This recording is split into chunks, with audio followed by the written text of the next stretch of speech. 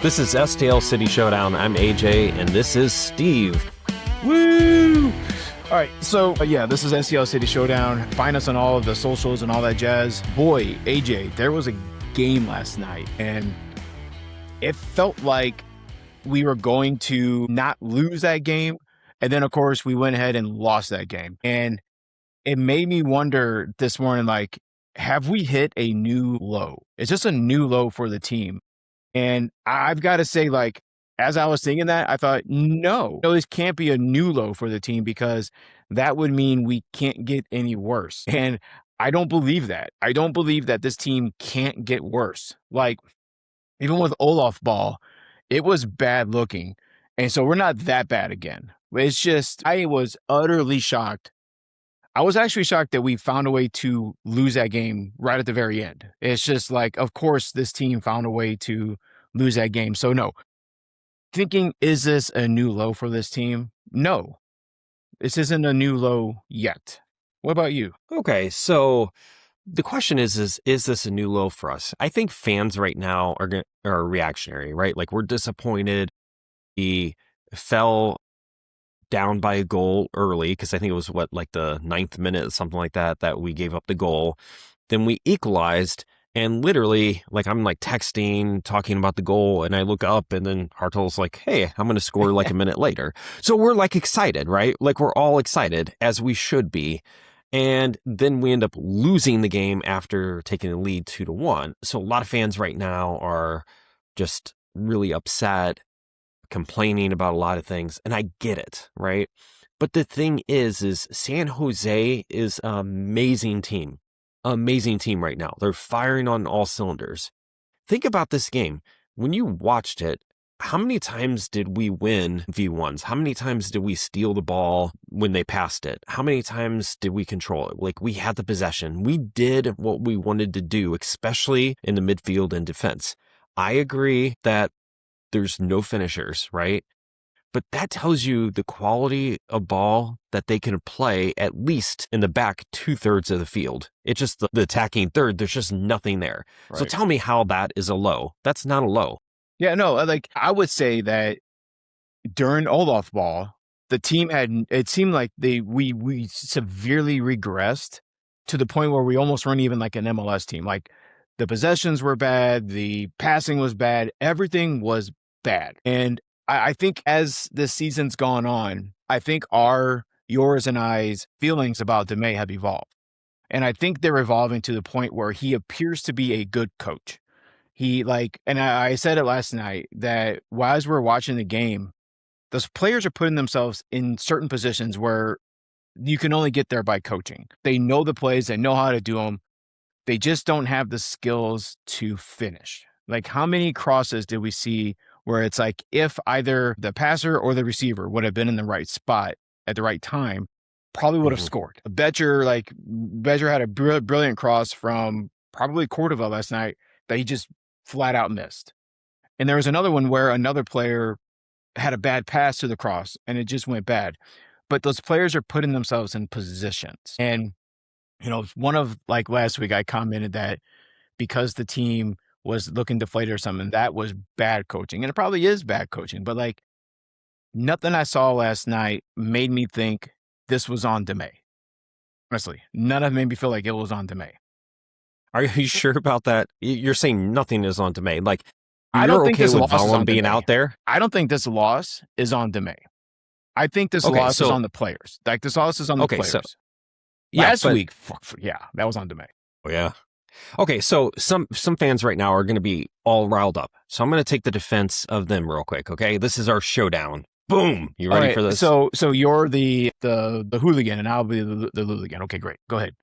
Exactly. Okay, so a lot of fans right now are saying that Valm should not be playing, that this is on DeMay. He caused 2 penalties in 2 weeks. So you're saying nothing, like, DeMay did great.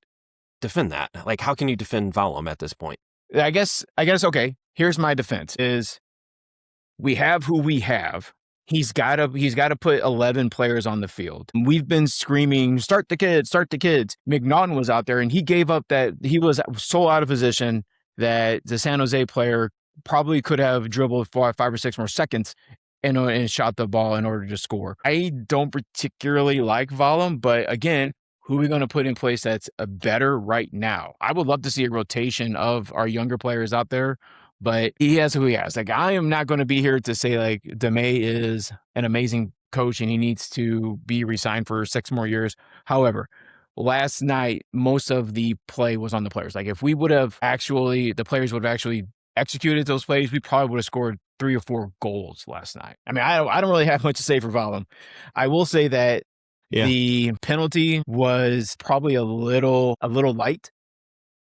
That the guy that he ran into did a good job of playing it up. But again, good teams get those calls. Bad teams don't. If you're a bad team, you don't put yourself in a position to get that call. So that's on Vollum. Like, he had no business running into a player inside the box, but he did. And as soon as he touched him, I was like, there's a penalty right there. And sure enough, it was because of. I think you're right about the penalties, because a lot of fans get really angry that they say. So I'll give you an example. So, real story. So, like, when I first got into soccer, my uncle, Kevin, he basically, we were watching the game and Messi had went down. And it was like a really easy kind of like fluffy call, but he got the call. And I'm like, oh, of course Messi would get the call. But he made the good point that good players know how and when to go down, right? Because the real fact is in sports, right, you have to exploit the rules, right? It's the same thing that happens on like pass interference and like American football, just everything, right? It's you exploit those kind of rules, and I get it. And one thing that I saw with San Jose is they got a lot of fouls that we would not normally have gotten.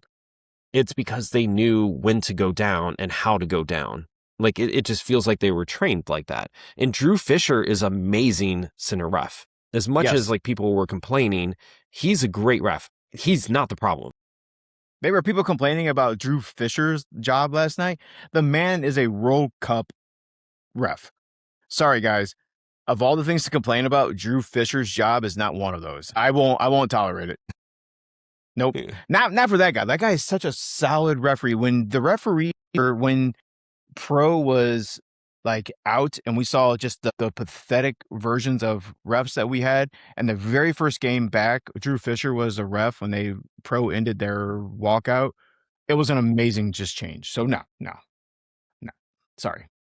Yeah.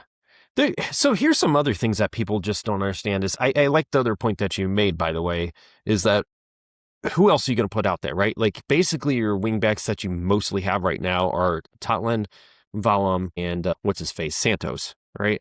Obviously, Santos has the most crosses, I believe, in MLS and the least number of successful crosses. Like he's not good, right?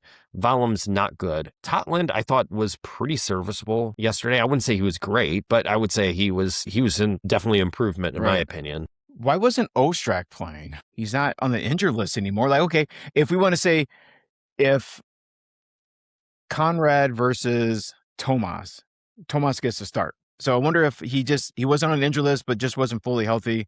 And maybe once he is healthy, we're not have to see Vollum much anymore. Yeah, I mean, the problem is Ostrak is more of your midfield. I don't think he's played a winger, like a wing back, at least that I can remember. So that's the problem too. Speaking of another player too, Leuven. A lot of people are complaining, why didn't Leuven start? Why didn't he do this? The thing is this dude literally probably had about a year and a half, 9 months of deconditioning.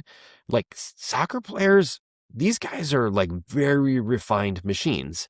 You can't just go start a 90. You'd be whooped. Imagine running for 90 minutes with sprinting like they do. You can't do it. Well, and that's the thing. And most of these people that are saying this, that are complaining about Leuven not playing last night, probably couldn't run for 30 seconds. But yet we expect a guy who's been grieving over his wife's passing to go out there and run 7 miles in 90 minutes.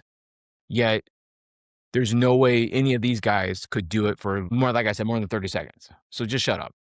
He's not ready yet. Clearly, that's not fair to say Leuven should be starting a game right. Yeah, and a lot of coaches don't like to, because the thing is if you bring somebody and you start them, okay, even if you know that they're only going to go for 30, 45 minutes, it's better just to put them at the end of the game because you can control that. Because if you put somebody in at the 60-minute mark, the longest that they can go is basically 30 minutes plus stoppage time. End of story, right? But the problem is if you start somebody and then other players start to get fatigued, tired, and all that, like you basically kind of lose a sub in a way that you can't change out the players. Like it forces your hand where you have to sub out Leuven. It's best if you know somebody's not going to start the entire game, it's best to do it in the second half, not at the beginning. Right. So I just wanted to throw that out there. Yeah. Because people do people things. Yeah. Since I guess we're doing Festivus about people's comments online. One thing that I keep hearing as well that I'm really getting just aggravated with seeing are people hand washing are using our schedule as an excuse as to why we're losing. Like everyone wants to say we have the blank blank blank toughest schedule in the league, or we have to go blank blank blank. Well, guess what? We are a professional team. Do you think we're only going to play college level teams? We're a professional team. We're expected to play as professionals. Yet when we're winning, I doubt anyone would say we have the blank blank blank schedule we have more wins. But no, because we're losing, because we suck, all of a sudden now we have to find excuses as to why we suck. How about we just say we suck? We can just say we suck because we do. I hate when people are using a strength of schedule as a reason why the team's not good. Like, come on, we have to be better than that as fans. We don't have to stoop down to we're bad because the league hates us because they're making us play teams. Everyone in the West is good except for us in Kansas. Of course, we're going to have tough games. We have to. It just bothers me. It bothers me in every sport, but now that it's my sport that we're talking about, it really bothers me. So let me ask you this. So do you think if we had like a weaker strength of schedule so far, because we played a lot, because I think it was 2 episodes ago, I mentioned that the average strength of team was 10th place team or higher, right? So assuming we're about something like that, do you think that if we had played an average of a 15th place team, so basically dead average strength of schedule, do you think we would really have that many more wins? Like, would we have like 5 wins right now? No. Right now, what place do you think San Diego's in the West?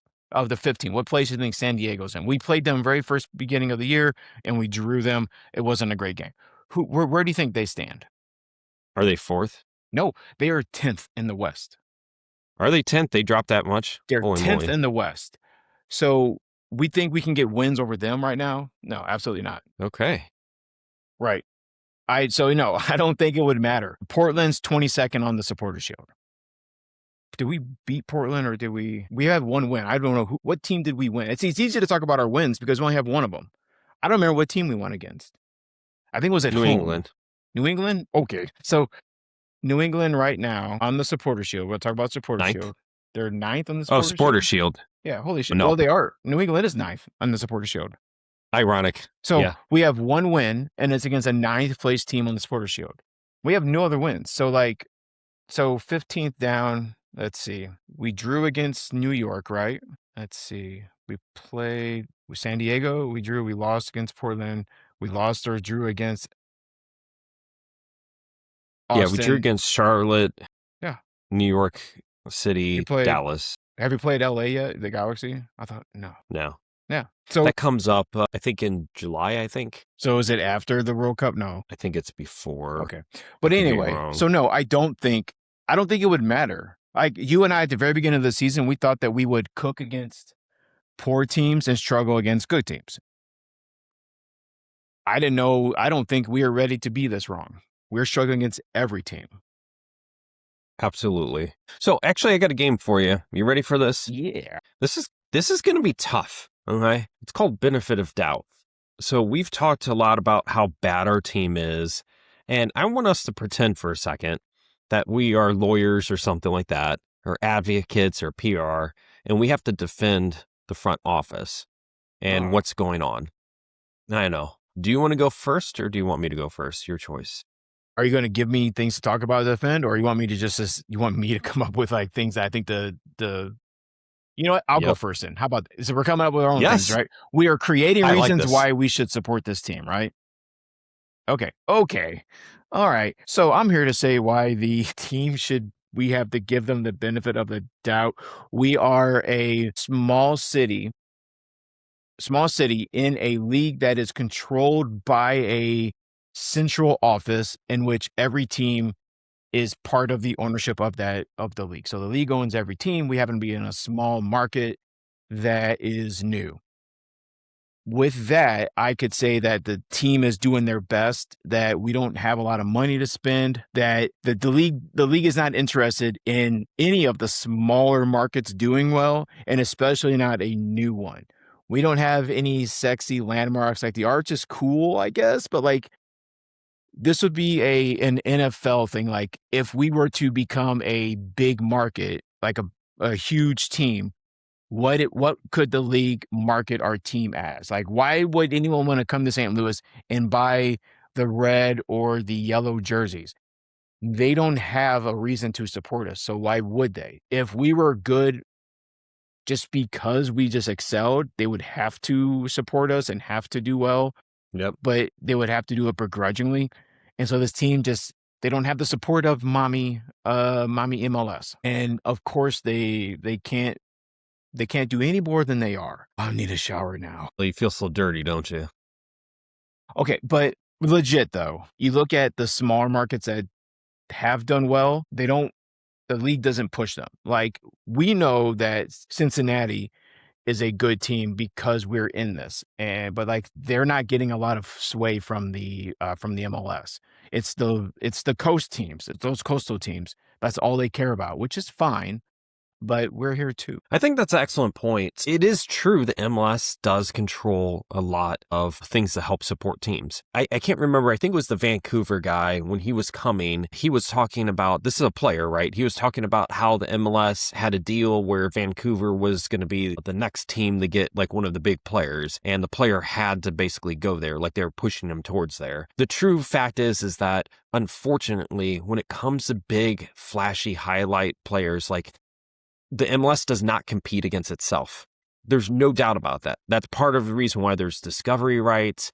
There's no doubt in my mind the reason why, what's his face went to LA. I can't think of his Reese, name. Royce. Yeah.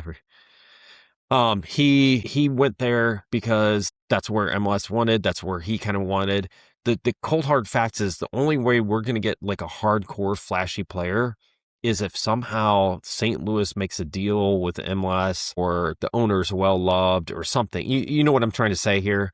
Like that's the unfortunate thing is. The other thing is I kind of wonder, right? Because this is kind of like a corporation, right? Like these guys sit around a table at like a committee. You got the head coach, you got the sporting director, you got the president of operations. At times you may even have the owner, and they're sitting around probably discussing, so, Steve, what do you think we should do? Do you think we should appease the fans and get a mediocre player in now just to make them happy? Or do you think we should actually build for a long-term sustainable future?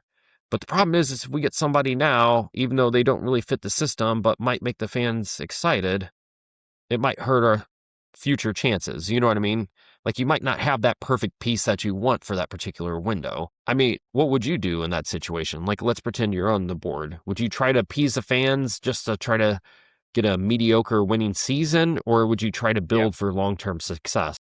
So I imagine if you're on the board, you don't know what the fans think because you keep yourself away from the huddled masses. So you're looking at money and you're looking at long term, and that's all they care about. So no, I don't think that they know. I don't think they know that you and me are pissed off that the team is in 14th place.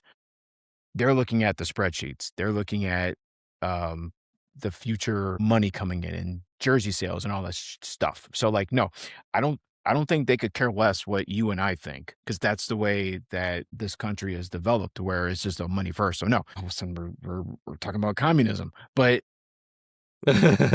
if this team was like had fans on the board or was like a commonly owned team like the Packers, like you could have some input from the normal folks, but like they don't. And hopefully they can get someone in there to say like push back eventually and try to spend more. But do they have the ability to spend that money? If they wanted to, would the league allow them to go out and get a super guy? I guess we'll find out at the summer because we're all screaming about the summer window.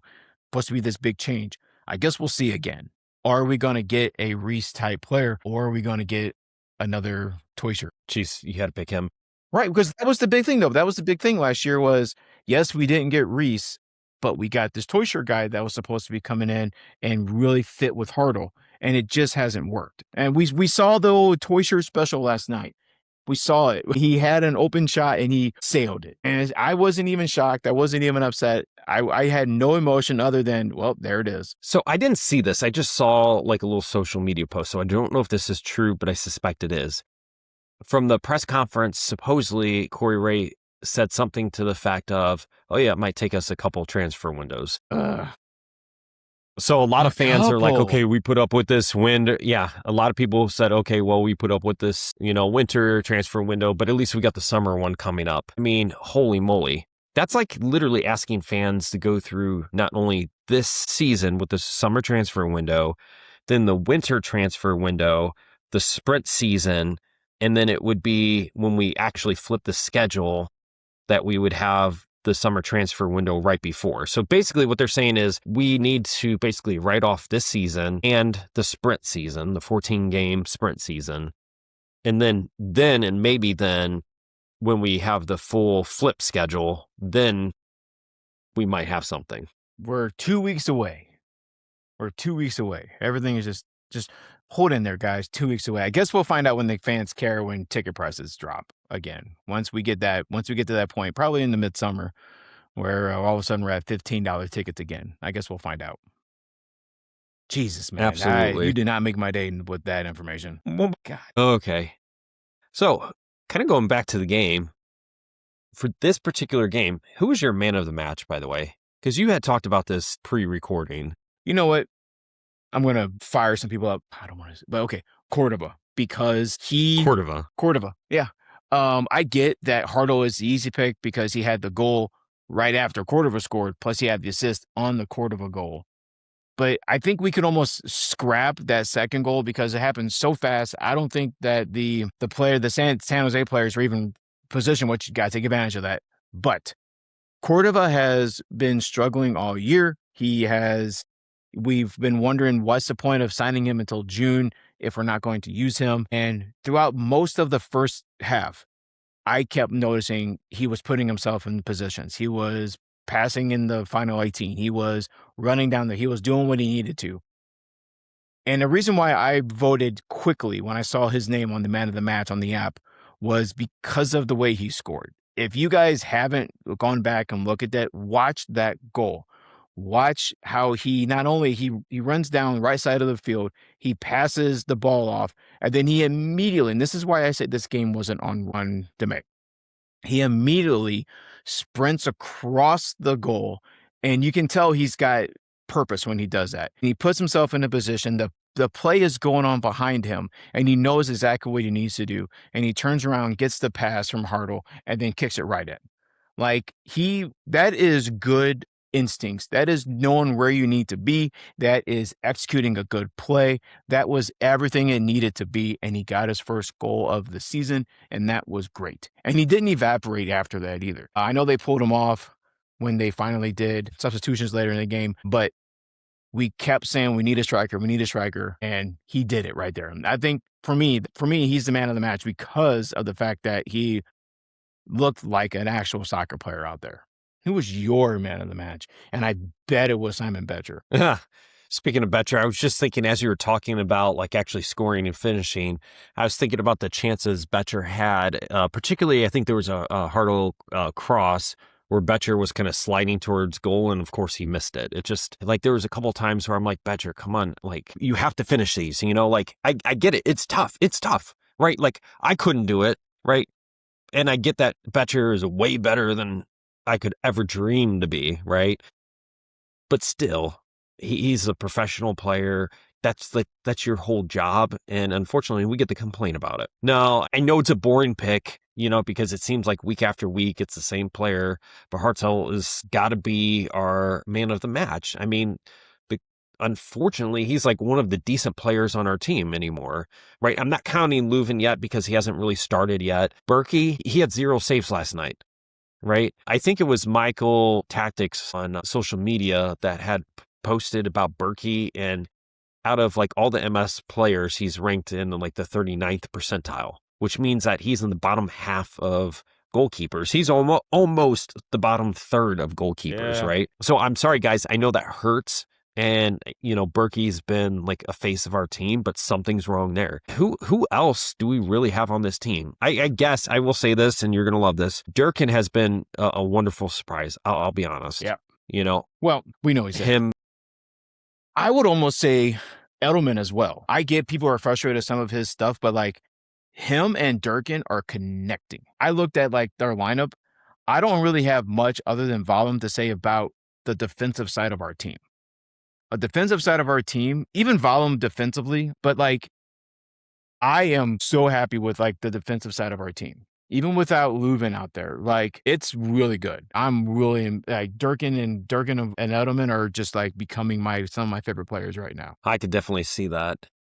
So I mean, there's some players that have highlights. It just the only one that seems to be elite right now, like truly elite, is Hartle. And I think we saw that. We saw that with that beautiful, like almost like a soft kick to Cordova to score. You had Hartel. He's always dangerous when he's going horizontal in the box, and then he does a quick little kick with his right foot, like at a 90-degree angle towards goal. He's had a couple goals this year like that. He's very, very tricky, and he loves to try to score that way. I don't know anybody who comes close. Perhaps when Leuven starts, like we saw when he came in 2 games ago, and he scored really quick, Leuven might be the only person with similar talent. Yeah. So, anyways, I think that's it's my man I of mean, the Hartle match. is just above and beyond any other player on this team. Hartle is. If we can get someone to compliment him, could really be dangerous out there. Like the offense on this team could really be dangerous. Yeah, we just need those few pieces. It's like this team is a 30-piece puzzle and we're missing like 5 pieces. And it's just like we can't even put together a child's puzzle because we're missing Is it? because we ate the pieces. You want to just go to goal or no goal? Yeah, I think I have a couple. What about you? Yeah, I found some. Okay. You want to introduce it and lead it? All right. Hey, so okay, AJ. Yes, we have thought about ways to fix this team. We understand there are some good players on this team. Yes, I do think that Durkin, you're right. Durkin is the best player of this team has ever had, and he's probably going to get a statue off from, which is great. By the way, oh my gosh. So I went to a Cardinals game this past weekend. Seattle's in town. My buddy works for, it's always like your buddy always has tickets, right? Everyone's buddy has tickets.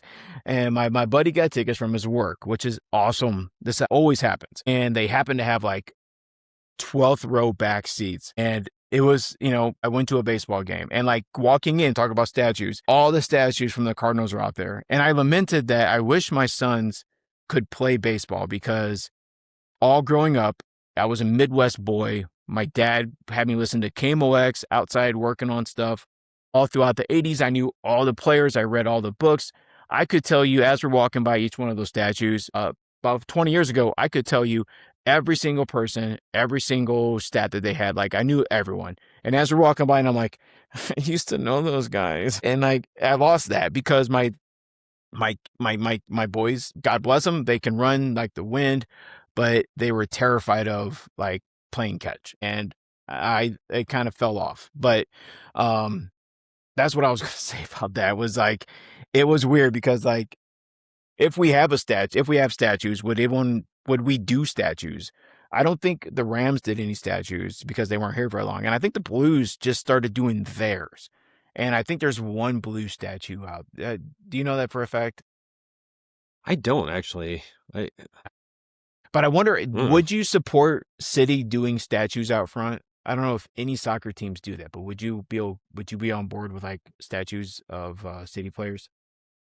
Yeah, so let's say the teams around the world did do this. Would I support it? I don't know. I think it's one of those things you have to have like a truly good player and a really long history. Like you wouldn't do this after 5 years of City history or even 10, right? Like you need somebody who's like one of those generational talent type of things. Like for instance, like a Pujols type of player, right? Like he was generational talent. Like he was a great player. It doesn't matter what team he was on. He was one of the top in the world, Yeah. right? The problem is there's no player that's going to be with City that I would say is going to be top of the world kind of thing. You know what I mean? No, well, because the league isn't. Like, the league's Yeah. not. And I wonder if that's like, so I don't know. I mean, God dang, you talked about like our rules. Can you imagine looking back 20 years from now? I guess we already are. Oh my God, it's been 20 years since they won in 2006. Holy How is moly. that possible? How is that possible? You're getting old, dude. Oh my God, it's been 20 years. But anyway, looking back on that team, how many Hall of Famers were on that 2006 team? Four when we made to the World Series, 2006. Like, so many Hall of Famers were on that team. And like, I don't know if there's ever going to be like a City team like that. It would be amazing if we can. But like, as of right now, even Berkey wouldn't be on a statue right now. Like, there's no one.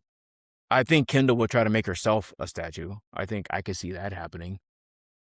I don't like Forcing the that idea on of us. statues. I mean, I don't like the idea of retiring numbers. I don't. But I could Yeah. see having like a permanent fixture. So like, you know how they have like flags sometimes, like when they retire numbers, they have the name and stuff like that. Yeah. I could see something like that. Like, let's say Berkey somehow turns it back and he comes and he's again a top, you know, fifth percentile or higher type of goalie, right? And he's with us for 8 years or something. Okay, fine. I could see somewhere in the stadium that you can view from the seats where there's like a little banner with his name on it or something Yeah. like that. But like statue, I don't know. Several teams, including Seattle, I think they have the Ring of Honor, where around the stadium they have all of their impact players. And I think, yeah, he should probably be up there.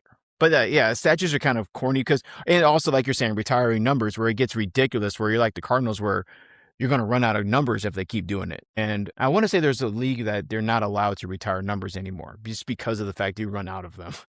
It might be Yeah, the I don't NFL. I think like the it. NFL might not be retiring numbers because there's not that many you can have. Yeah, All I don't right. like retiring numbers. So, anyways, Retiring numbers, statues.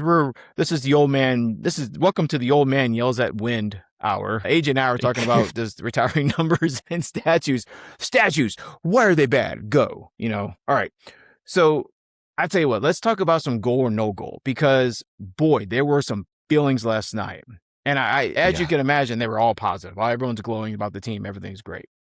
So going to Reddit because when people want to complain, they go to Reddit, which I love. Thank you for existing, Reddit. I love optimal username. Says we got more shots, more possession, more shots on target, more XG, more corners, more passes, and higher pass accuracy against the top team in the league, and we still can't win. I mean, there's no other. He doesn't really make a statement after that, but goal or no goal, of course we still can't win. You know what's hilarious about this is literally this was going to be my first goal or no Yeah. goal. I mean, it's the best, but he has some other stuff on other points on there too. But like, I saw that and I'm like, oh, it's got to be So I'm okay. I'll say no goal because again, my opening statement was I can't believe we found a way to lose that game again.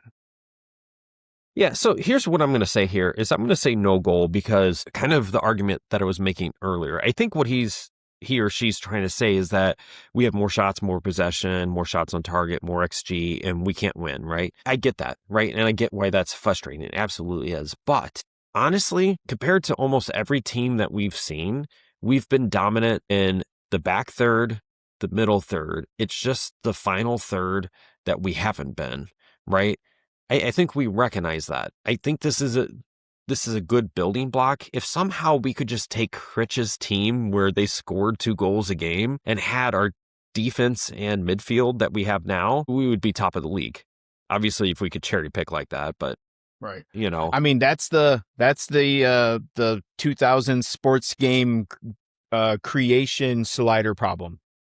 absolutely. You can either have defense or you can have scoring, but when we're doing this game, we can't have both, which is weird. Like St. So I got Louis one can. for you.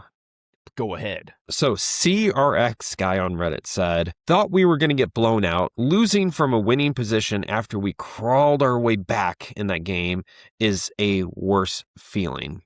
So goal or no goal, it's a worse feeling. And I'm gonna say that's a goal because it did feel icky. Like I don't think we had any business getting that draw just because of the way we got the 2 goals. But 88th minute, you're like, okay, 1 point is not horrible. And then, of course, they score and you lose the game. And it's just feels bad, man. Feels bad. It is worse. It is worse losing from a draw and winning position. That 100% is worse than a 4-0 blowout.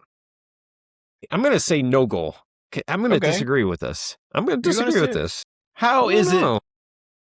So it's better because at least there were some positives to this. Not that we're trying to go for moral victories, We but had a chance. we both predicted that we were going to lose 4-1 or 5-1, kind of like Austin and the team before last Saturday that San Jose played. I thought this was going to be a blowout and that we might get like a pity goal, like a own goal or just a lucky fluky goal. That's what we honestly truly predicted. Right. But we actually saw some magic happen. How can you tell me that seeing some magic happen, some positives happen, seeing some good defense, good midfield play? I do understand that we gave up 3 goals, but how could we say that that's worse than getting completely blown out?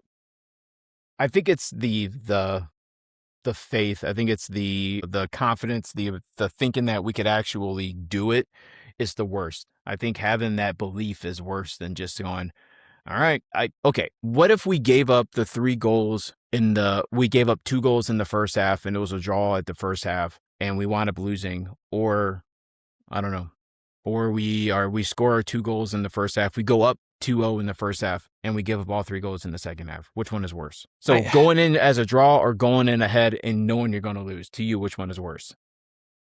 I think emotionally, leading in the half 2-0, and then you go into the second half and you give up 3 goals in a row. I get it. It's emotionally worse. So like what this person is saying here, the CRX guy is saying, or she, yeah, I get it. Emotionally, it's tougher, right? Because like had we given up a goal in the 9th minute like we did, and then we gave up another goal in the 15th minute, and we were just kind of losing the whole time, and we just got some lucky goals to kind of not equalize, but kind of bring it up. I understand what they're saying, but from an intellectual standpoint, like actually thinking it out, I'd have to say no goal. Yeah. No. All right. So one thing that the team does after every match, and I'm pretty sure EPL teams do it, it's a standard for soccer games, is the home team goes around after the game and claps and applauds the fans. And they do a lap around the stadium, give an applause, and they end at the supporter section. And then they all get together and they do a bow or they do whatever. They show support for the team. I don't know if you're aware of this, but last night, only like 2 or 3 players actually went around and did that.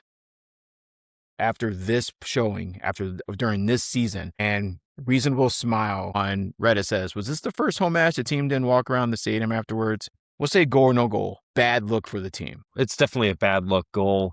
It was Leuven and Durkin. That was the 2 that were the only ones that went around. No kidding. None of the other starters went out. No, just Leuven and Durkin was the only one. So I don't think this was the only one. Now, here's the thing. You brought this up, that at the end of the game, the boo birds came out and the fans were booing the product on the field. So there's some thought that if the fans were showing that, some of the players maybe took some disrespect and said, why should we clap for the fans when they're booing us? We played our hearts out and the fans can't support us. What would you think? Okay, so let's say that's true, okay? And the players right now are like, you disrespect us. We played our hearts out. We work out every single day. And, how dare you respect us? What would you say to that, Steve? I would say grow a pair, because you're playing the game. We're paying to be here. We were going to voice our opinions. Don't have that thin of skin where you get hurt over the fact that we're not happy with the overall performance of the field. Carolyn Kindle and the ownership group aren't out there doing the walks. We're not booing the players, or booing the performance that we're seeing. So if any player were to come out and say, I was mad because the fans are booing, I would hope that player doesn't want to play in the city anymore, because get over yourself.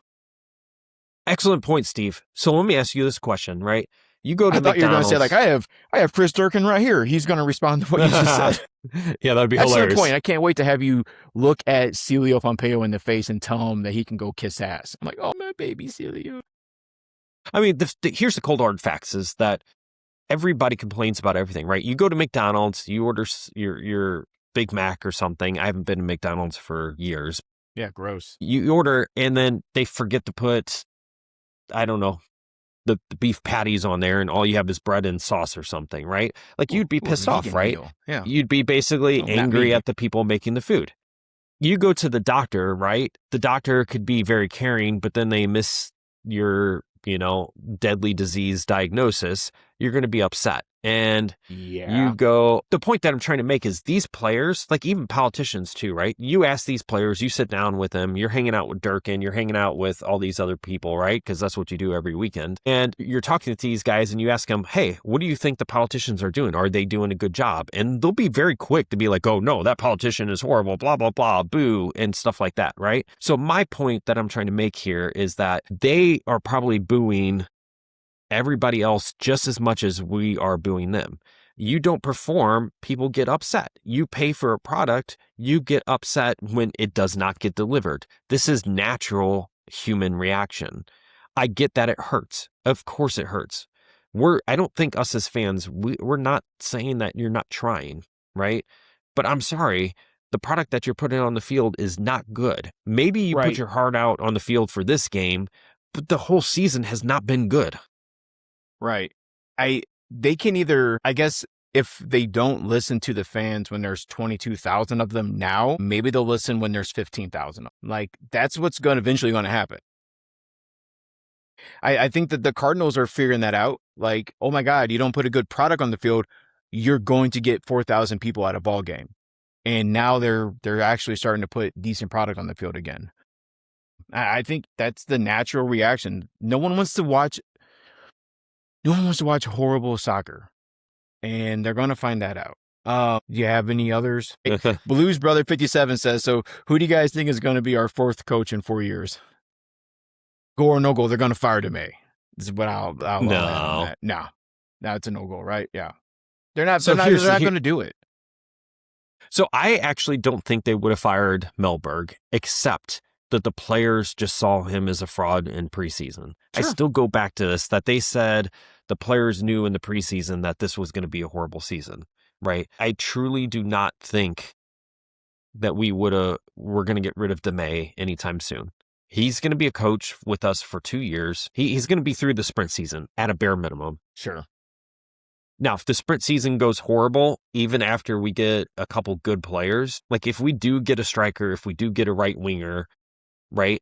And honestly, if we get a striker and right winger, I would be much, much more confident about this team, because that's where our biggest lacking is. You could say right winger, right attacking mid, whatever you want to call it. The point still is that if we can fix that, then I would say it's all on the coach, because we have enough players. I guess you could say we need another wing back, right? Because Santos and Valum are just not working there.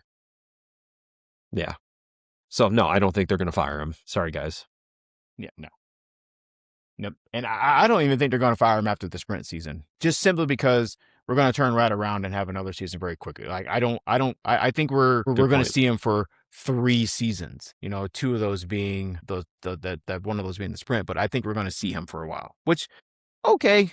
Like, it is what it is. I see. I don't really have anything else. I mean, it's very tough. One of the things that all the podcasters for City struggle with is when you have a bad team, how many times can you say you have a bad team? You know, at least when you have a mid-tier team, right? Like if you're in 10th place, 9th place, man, I would long for 10th place right now. How sad is that, right? At least when you have a team that's somewhere in mid-table, at least you have stuff to talk about. Good things, bad things, some controversy. But at some point, everybody agrees Valum sucks. Everybody agrees Santos sucks. I think that's good that we do it the way we do it. We don't focus on, we could read a stat sheet and feel bad about it, but we can find different ways to talk about the game. I'm really starting to feel good about my prediction that this will be a 12th place team and we should be happy with our 12th place team at the end of the season. Yep. I thought for sure, I was like, I may be a little pessimistic, but I don't think I am at this point, because I don't think that I don't think there's no way we're making the playoffs. I don't think that's going to happen. And so if we're not making the playoffs, we're 11 through 12 or 11 through 15. And that's exactly where this team is going to be. 6 points, 9 games in. Where are we picking up all these damn points to make the playoffs? 6 points. In the West. Like, the West is for real. Steve, do you realize there were teams that had 6 points after 2 games? Yes. San Diego was one of them. Like, of course. How many games have we played? 9? So you're telling me that literally out of a possible 27 points that out of 27 points, we have 6 points. Yeah. We can count our wins on one hand, and we can count our points on less than or 2. Like, that's insane. So we have 22% of the possible points. However, we're a win and a draw out of 10th place. How pathetic. I don't think we're going to pick up that gap. And again, I said it last night when I saw Kansas City was being blown. And again, like, Kansas City is doing God's work to keep us out of the basement. Kansas City is doing everything they can to be the worst team in the West. And it's like, no, we want to be. But they're like, no. We're the worst team. So thank you, Kansas. Thank you for that. All right, Steve, I'm done. Just like this team. That's right. Well, we're not done yet. We still have like 19 or so more games to go. We have so many more games to go. No, but we don't play till next Sunday, right? Is that what you said? Correct. We get a full week next Sunday to think about this. And we play in Austin. Is that what you said? Austin, yep. I think Austin's the team that just blew out Kansas, though. So great for that. All right. So I think we're done. I think we can take a walk around the studio and applaud all of our stuff and finish back here and look at everyone and go, brothers and sisters, you know what time it is. It is time to say, all for City, baby.